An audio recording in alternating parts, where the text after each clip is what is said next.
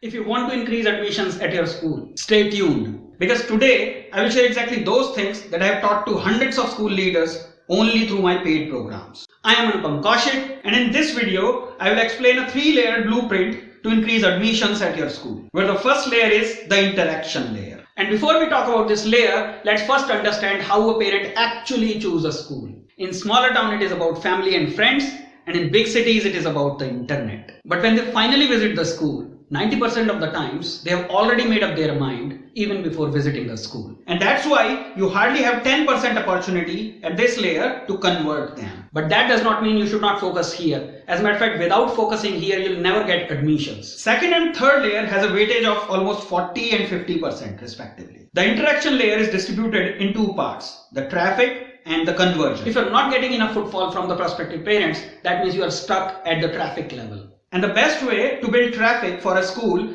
is an active word of mouth campaign.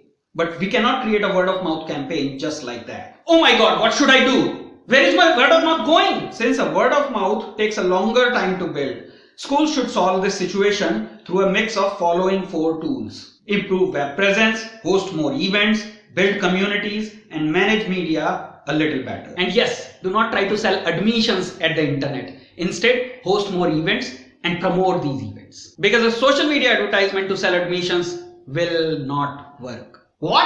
How can you say that? It really works. Think better. People are done with those blood donation camps, book festivals and baby shows. Hope that helped. If you still have some issue, apply for a free consultation. The link is in the description. And now let's talk about how to convert the traffic into admission. A lot of school leaders ask me this question, sir, how to convince parents to take admission? And I usually answer them, just stop convincing. Let me give you an example. I'm telling you, don't listen to this guy. Suppose a parent is looking for a school that overstresses on academics. She is not interested in co-curricular activities, neither in the extracurricular activities, and is also vocal about it. And if your school stands for the holistic education, your counselor should be trained to let it go and should be able to tell this parent politely that we'll not be able to accept your application. Because we believe in the holistic development of a child, and overstressing will ruin it. And an admission will disappear right in front of my own eyes. By this, either this parent will understand her mistake or else she will leave it. Anyways, it is good for the school because the vicinity will get a clear message that your school is not here for selling more admissions. It is here for holistic education or whatever brand positioning you have chosen. But this kind of counseling will need some higher level of sales skills.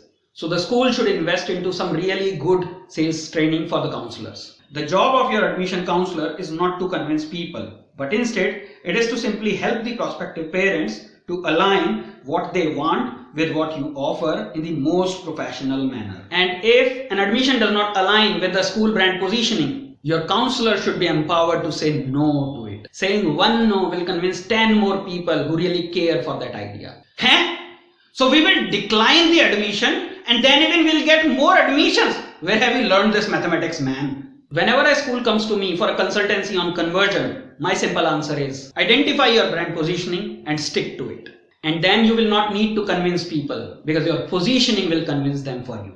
If you have any other issue around conversion, do apply for a free consultation. The link is in the description. So now we are done with the first layer. And let's say we have good traffic and a skilled conversion team. We will now move to the next layer, which is the brand layer. So what is brand?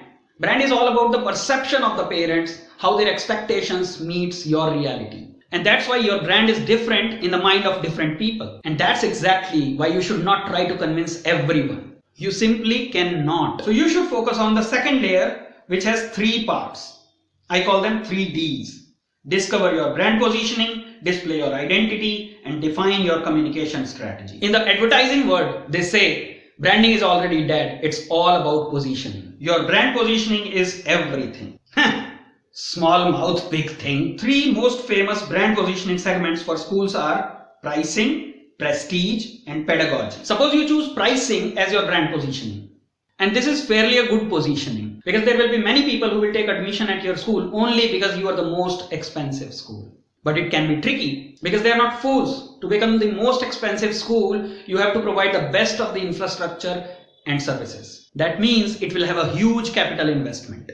And believe me, most of the parents in India still buy on infrastructure.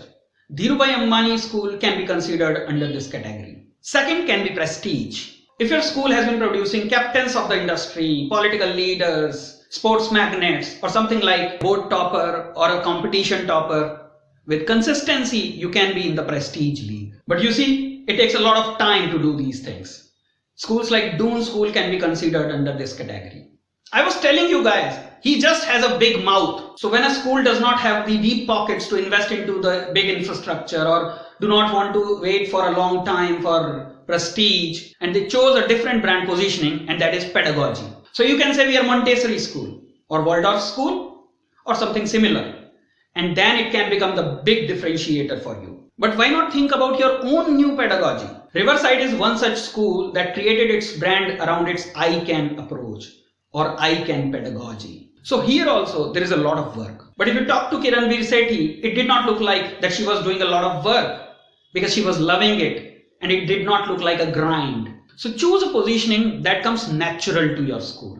You may choose sports as your brand positioning, or STEM as your brand positioning, or liberal arts as your brand positioning, or 21st century skills, or sustainability, and the list can go on. Once you have finalized the positioning, now is the time for displaying your identity. And it will include everything: your building facade, your brand identifiers, your web presence, your school uniforms, and what not. And then you want to align it with the message that you want to share with the world. I'm still a non-believer. For example, if you take your web presence, it's not merely about your website and your social media.